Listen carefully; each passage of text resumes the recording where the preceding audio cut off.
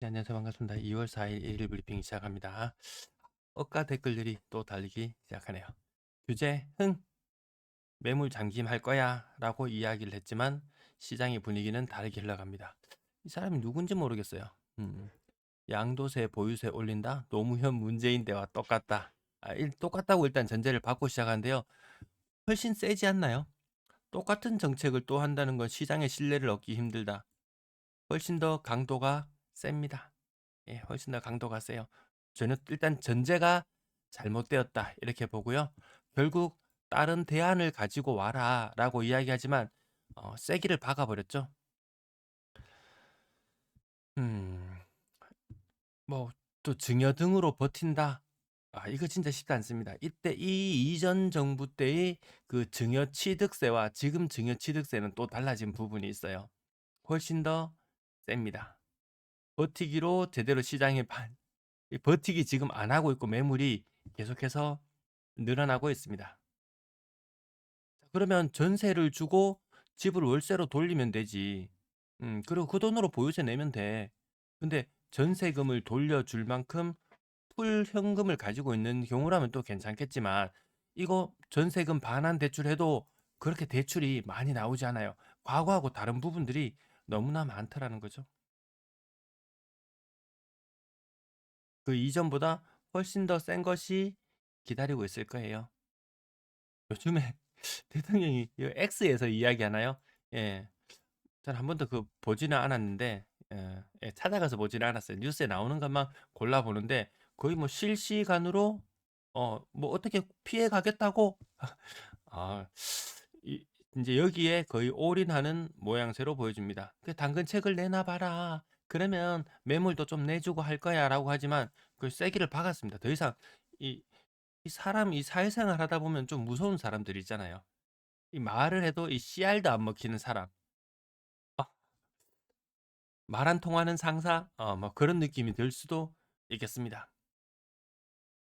증세가 목적인지 매물을 나오게 해서 가격을 나오게 낮춰서 어 낮추는 게 목적인지 전 그 두 가지가 다 목적이라고 봅니다. 이 양자택일의 문제가 아닙니다. 이 둘 다 강화하는 방향으로 갈 수밖에 없는 것 같다. 예, 시장의 분위기가 그렇게 흘러가네요. 오늘 주식 예탁금이 몇 조더라? 110조가 넘었던가?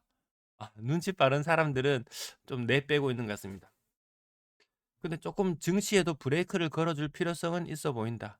중국 증시도 좀 많이 과열돼서 올라가니까 그 증거금을 올려가지고 대출을 많이 못 내도록 예, 그렇게 했는데 우리 너무 급격하게 올라도 좀 문제점은 나중에 불거지지 않을까 싶기도 합니다.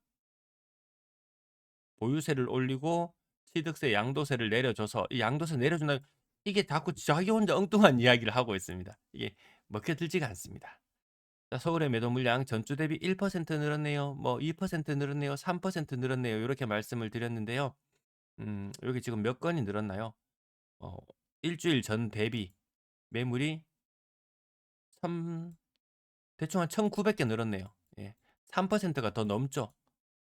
3% 조금 더 넘습니다. 자꾸자꾸 매물 증가 속도가 빨라지고 있습니다. 일주일 전과 대비해 봤을 때. 이 차트의 기울기도 이미 달라져 있죠. 그 세기를 박았습니다. 앞으로 아마 이거 누구 구윤철 네, 재정경제부 장관이 이야기했습니다. 뭐라고 얘기했더라? 아마 아마 뭐 어떻게 아마 이렇게 해가지고 어떤 가정을 다니까 이 가정 달지도 마라. 가정 달지도 마라. 굉장히 강경하죠. 음. 예, 또 그러니까 이 세금에 대해서 이제 부담을 좀 올리니까 상속세를 선봐야 된다. 이렇게 해서 늘상 들고 나오는 게 OECD 평균 이 세율을 가지고 나옵니다. 저도 공감합니다. 상속세 좀 줄여주고, 상속세 좀 줄여주고. 그러면 이 보유세는 어떻게 되느냐? OECD 기준으로 했을 때 이 보유세는 어떻게 되느냐? 미국 따라가면 절단 나고요. 미국 따라가면 절단 나고 1%가 넘어버리니까 우리 실효세율 뭐 0.2에서 0.3% 미국 따라가면 뭐 한1% 되면은 세부담이 한 5배 정도 늘어나는 겁니다. 이 정도까지는 좀 아닌 것 같고 아무튼 구간을 달리해서 조금 그래도 뭐 한 5억 6억짜리 집 가진 사람한테는 세부담을 그렇게 많이 지울 것 같지는 않고, 이것이 높아지면은 뭐 하이닉스 소득 뭐 성과급 1억 5천 받으면 세금이 이거 반이잖아요. 예, 이런 식으로 소득에 따라서 이 구간별로 이 세율을 달리하는 것을 뭐 종부세 뭐 따로 묶을 것 같지도 않습니다. 종부세 따로 매길 것 같지도 않아요. 그냥 세율 자체를 차등화해 버릴 것 같다. 증권주 불타오르는 거 모습 종종 이야기했었고요. 1월 달 증권주 많이 재밌었죠. 뒷북이 문제입니다. 뒷북. 뒷북. 그래서 갑자기 급격하게 올라서 좀 무섭기도 했다. 지난번에 비중을 조금 줄였었는데 오늘 또 조금 더 줄여서 이제 비중을 이제 좀 줄여서 20%는 저는 현금화해 놓고, 그거 못 먹어도 내 거 아니다. 제가 은 200만 원일 때 200만 원 안 하고 180만 원에서 200만 원 실물 기준으로 요렇게 거래되는 시기에 조금 언급을 하다가 한 번씩 부동산이 다가 아니다. 네, 다른 상품도 있다. 요런 취지로 말씀드리고 저도 사지도 않았죠. 예, 안 사고 나중에 땅을 치고 후회했지만 이게 얼마까지 올라갔나요? 한 800만 원 이상 올라갔을 겁니다. 8, 900만 원 갔을 겁니다. 그래서 폭락을 맞았는데 이 폭락 맞은 거 가지고 왜 뭐라 그러냐 하면서 또 댓글이 하나 들어 있어서 잠깐 언급해 보자면요. 이렇게 떨어졌어도 지금 700만 원 선은 그 실물금 거래됩니다. 예. 항상 이 뒤늦게 이게 무섭습니다, 이거. 누구는 인생을 역전했다는데 내 인생은 여전하네. 내 인생은 여전하네.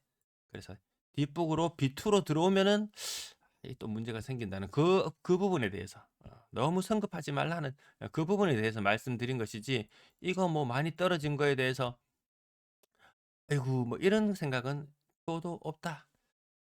기초연금도 제가 종종 한 번씩 언급드리고 농지라든지 이런 것도 사회적으로 관심 가질 만한 걸 한번 언급드리는데요. 65세 생일 지나면은 기초연금 신청해서 뭐 할 수 있는데 서울에 아파트 25평 한 채 보유하고 있다. 대구 46평 자가에 거주하고 있다. 시골 땅 1000평 정도 있다. 평당 10만 원 잡고 좀 싸게 잡아 볼게요. 시골 농지 1억 잡고요. 대구 46평 자가. 성서에 있는 거 이런 거 보면 한 3억 하는 것도 있죠. 서울에 뭐 노도강 이런 쪽에 25평 조금 급이 떨어지면 한 6억짜리도 될 수 있습니다. 이렇게 했을 때 재산 가액 10억 정도 돼요. 근데 이렇게 되면 충분히 맞습니다. 제가 계산했을 때 그 복지로라는 사이트에 들어가면 자산을 다 넣어가 계산할 수 있는 게 나오거든요. 한 11억 정도 있어도 받습니다. 저희가 봤을 때는 이 사람 이 싼 아파트들만 싼 땅만 가지고 있다는 전제하에 가능성 있다. 근데 이 댓글들을 보면요. 보통 사람들의 상식으로는 저렇게 돈 많은데 뭐 기초연금을 준다고 이렇게 생각할 수도 있지만 은근히 자랑하려고 하나요? 이 나이 먹고도 저러다니 난 뭐 이런 거 있죠. 안 나옵니다. 재산이 많아서요. 재산 정확하게 이 가치를 평가 안 해봐서 모르거든요. 못 사는 분이 아니신데 기초라니. 사실 그렇습니다. 지금 못 사는 분이 아닌데 기초연금을 받는 분들이 굉장히 많은 것이 현실이다. 근데 이 주던 것을 안 주게 되면은 이게 얼마나 불만이 많겠습니까? 아마 이건 선거 이후에 손보지 않을까 싶기도 합니다. 친정엄마 재개발 계약금 1억 3천 현금 받으니 자격 박탈되던데 이걸로 어림도 없습니다. 예. 현금 한 7, 8억 정도 들고 있어가지고 거기서 이자 수익 나오고 이런 것까지 다 산정을 해가지고 기초연금 하거든요. 아마 이 사람 부모님은 뭔가 재산은 따로 쟁여놓은 재산이 많이 있었나 봅니다. 갑자기 현금 많이 생기면 박탈된다. 현금 플러스 거기에 따른 이자 수익이나 이런 것들 다 같이 계산됩니다. 안 됩니다라고 단언하지만 단언하기 어렵다. 안 나온다고 단언하는 글들이 많은데 어렵다. 그만큼 이 제도가 좀 제대로 되어 있지 않습니다. 하루 벌어서 하루 먹고 사는 사람들은 이거 못 받는 경우가 있어도 젊은 사람들은 한번 땡전 한 푼 지원 못 받고 이런 경우는 있지만 나이 들어서는 이 표의 힘이 무섭기는 무섭더라고요. 이 초조한 청년들, 제가 요 표를 가지고 와서 왔습니다.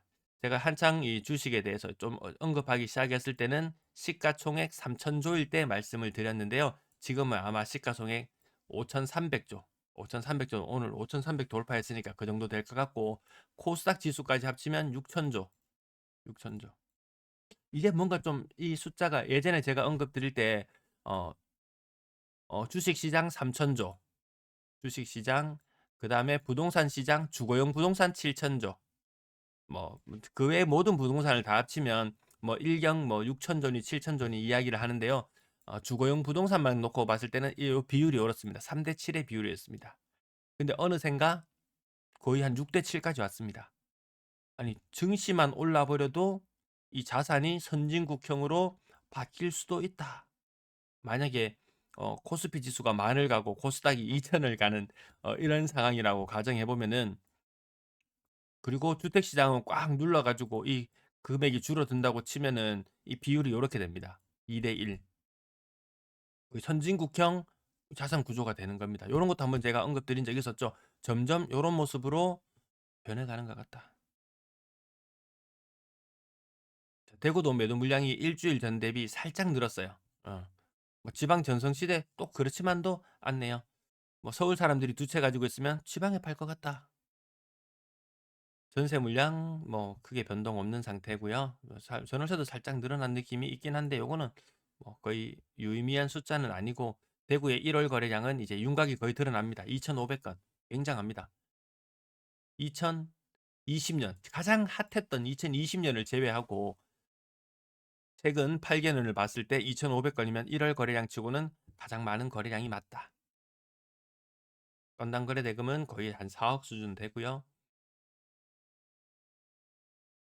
여기도 한 350건 정도 나올 것 같네요. 6억 이상 거래량도. 달서구 거래량이 갑자기 좀 확 늘어났죠.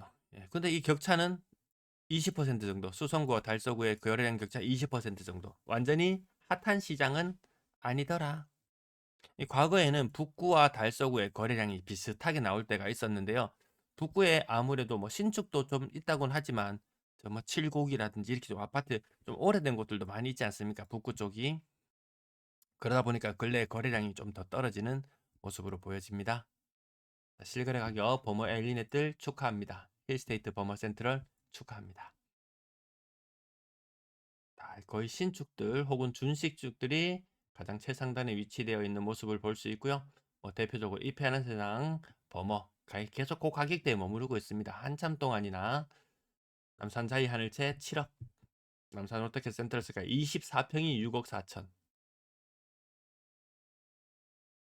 그리고 또 언급드릴 만한 게 있나요? 청라 언덕역 사원 포레스트 34평 6억 2,600 신고가 축하합니다. 동대구 계속 요런 식. 예. 이건 뭔가요? 이건 뭔가요? 캐스 골드파크 2단지.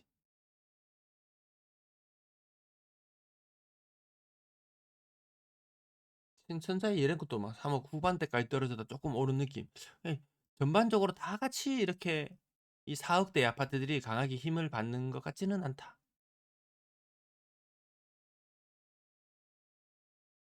동대구가 신고가가 제일 많이 나왔네요.